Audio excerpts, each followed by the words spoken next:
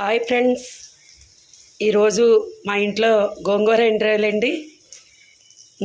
ఇదిగోండి వంజరం ఫ్రై అండి.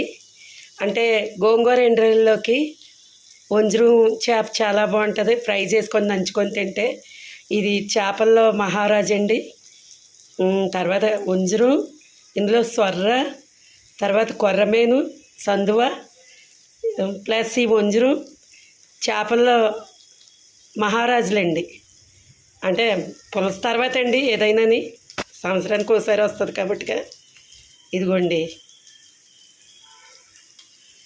తర్వాత ఈ గోంగూర ఎండ్రాయిల్లోనండి నువ్వులు వేపేసుకొని పొడిని చల్లుకుంటే చాలా బాగుంటుంది. కాకపోతే అది లేదు అని మామూలుగానే వండేసాను.